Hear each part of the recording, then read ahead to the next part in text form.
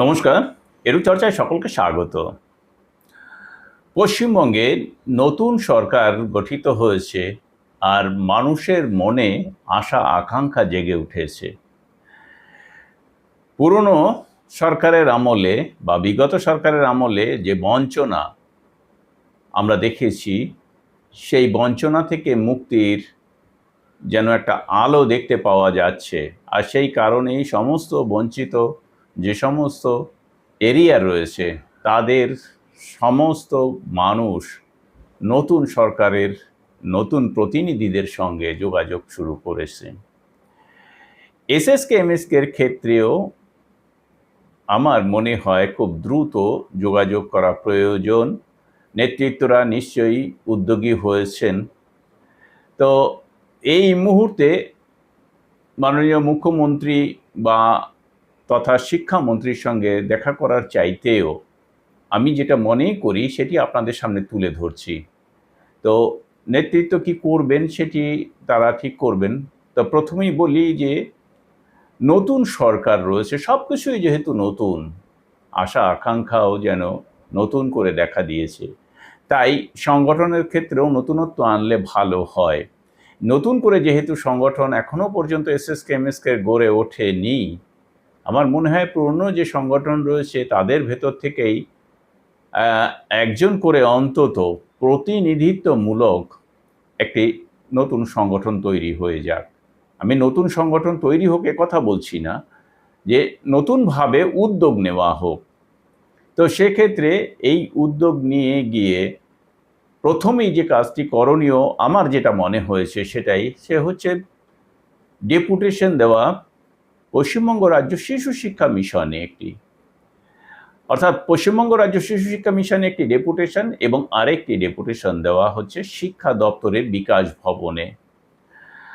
হ্যাঁ, মাননীয় মুখ্যমন্ত্রী এখনও শিক্ষা দপ্তরের দায়িত্ব নিয়ে রয়েছেন, তাকে হয়তো পাওয়া যাবে না, তিনি এখন প্রচুর ব্যস্ত রয়েছেন, কিন্তু সচিবরা তো রয়েছেন। তাদের কাছে এই ডেপুটেশন পৌঁছে দেওয়া, অর্থাৎ দাবিটা তাদের কাছে পৌঁছে দিলে আমার মনে হয় ভালো হয়। যতটা শুনেছি বা দেখেছি যে নতুন সরকারের পূর্ণাঙ্গ বাজেট হতে চলেছে আগামী 22শে জুন। আর বিগত সরকার ভোটের আগে যে একটি আপৎকালীন বাজেট করেছিলেন তার মেয়াদ খুব বেশি হলে 4 মাস থাকে।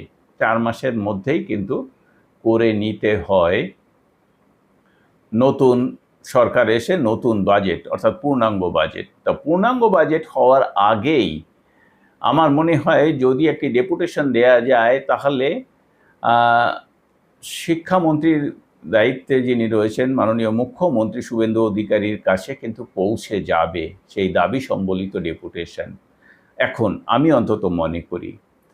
তো সেই জন্য কি কি দাবি থাকলে ভালো হয় তারও একটা লিস্ট আমি আপনাদের সামনে তুলে ধরব।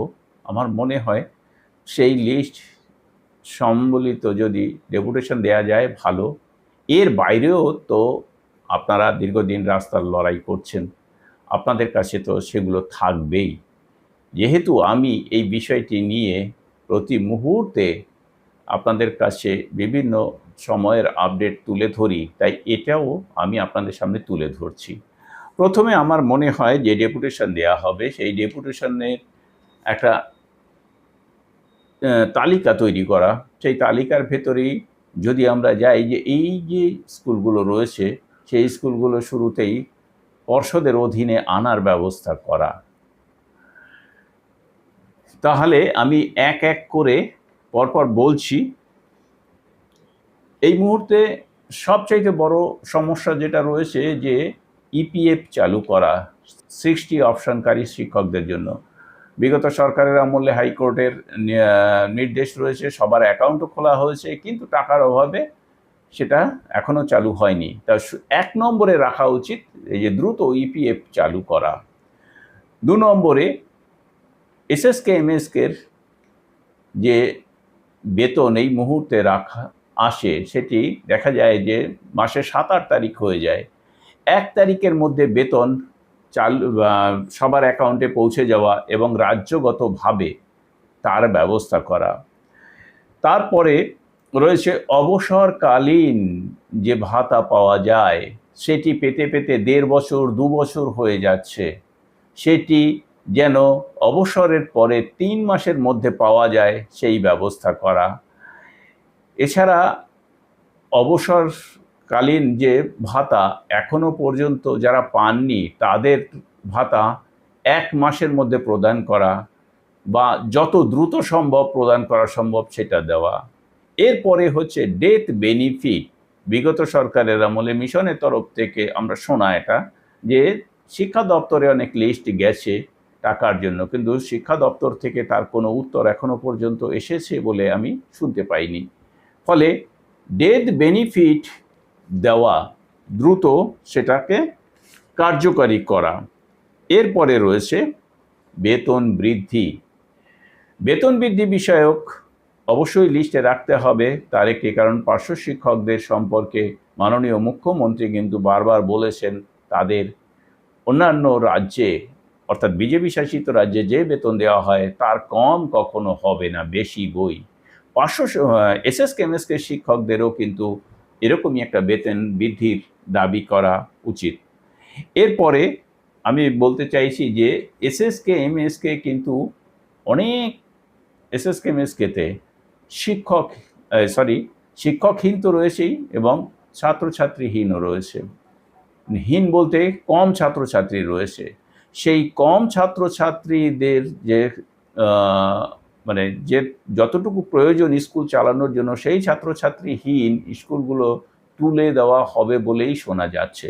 তো তাদের সেখানে যে শিক্ষকগুলো রয়েছে তাদের যেন বাড়ির কাছাকাছি বদলি দেওয়া হয় সেরকমই একটা ব্যবস্থা করা, অর্থাৎ সাবজেক্ট বার না দেখেই যেন বদলির ব্যবস্থা করা হয়। কারণ 8ম শ্রেণী পর্যন্ত সমস্ত টিচারই সমস্ত সাবজেক্ট পড়াতে পারে, কেননা এসএসকে এমএসকেগুলিতে এখন কিন্তু শিক্ষকের ভীষণ অভাব রয়েছে। এরপরে আরেকটা দাবি হতে পারে, সেটি হচ্ছে যে সমস্ত এসএসকে এমএসকে শিক্ষক ইপিএফের 10-12 বছরের পেনশনের টাকা 10 বছর পেনশনের টাকা কাটার পরে তারা পেনশনের আওতায় আসবেন, কিন্তু বাকি 65 নিয়ে যারা রয়েছে বা 60 নিয়ে রয়েছেন ইপিএফ পাবেন, তারা কিন্তু 2-3 বছর ইপিএফ কাটা হবে এরকম টিচার রয়েছেন। তাদের জন্য রিটায়ারমেন্টের পর একটা অবসরকালীন পেনশন ভাতা ব্যবস্থা করা, এটা কিন্তু অনেক আগেই রেখে দেওয়া উচিত, মানে লিস্টে অনেক আগে রাখলে ভালো হয়। আমার বলতে দেরি হয়েছে বটে, কিন্তু লিস্টে আগে রাখলে ভালো হয়। এবং পরবর্তীকালে এটিকে বলা যে শিক্ষক নিয়োগ যদি সম্ভব হয়, নতুন করে যদি এসএসকে এমএসকেতে শিক্ষক নিয়োগ করা যায়, এবার পদ্ধতিগত দিক রয়েছে সেটা বদলেও, তাহলে বোধহয় এখনও অনেক এসএসকে এমএসকে রয়েছে যেখানে প্রচুর স্টুডেন্ট রয়েছে, সেই স্টুডেন্টগুলো কিন্তু বেঁচে যায় এবং নতুন শিক্ষক নিয়োগ হলে অনেক বেকার যুবকও কিন্তু উপকৃত হবে। এরপরে আরও দুটো দাবি রয়েছে যে যার দাবির দুটো এখানে উল্লেখ না করলেও হবে, পরের ভিডিওতে আমি সেই বিষয়টি নিয়ে আলোচনা করব। তবে এই যে ডেপুটেশনে কি দেয়া কি লিস্টে রাখা উচিত বলে আমি মনে করি তার একটা তালিকাই আমি আপনাদের সামনে তুলে ধরলাম। এরপরেও যদি মনে হয় যে না আরও কিছু বাদ আছে আপনাদের মাথায় আসে, সেগুলো ওখানে জুড়ে দিতে পারেন, তাহলে আমার মনে হয় ভালো হয়। শেষ করার আগে আমি অবশ্যই আরেকবার বলবো, এখানে রাজনৈতিক দিকটিকে না দেখে বিভিন্ন টিচার বিভিন্ন রাজনৈতিক মতবাদে বিশ্বাসী হতে পারেন, কিন্তু রাজনীতিকে এখানে প্রাধান্য না দিয়ে পেশাগত দিকটিকে যদি দেখেন এবং সেইভাবে যদি একত্রিত হয়ে এই ডেপুটেশন দিতে পারেন খুব দ্রুত শিক্ষা দপ্তরে এবং মিশনে, তাহলে খুব ভালো হয় বলে আমি মনে করি। যাই হোক, আপনাদের কমেন্ট বক্সে আশা করব, তবে উল্টোপাল্টা কমেন্ট না করে, যেহেতু এটা একটা পেশাগত দিক, সেখানে গঠনমূলক কমেন্ট করলে আমি খুশি হব। সকলকে ধন্যবাদ জানিয়ে শেষ করছি। ভালো থাকবেন, সুস্থ থাকবেন।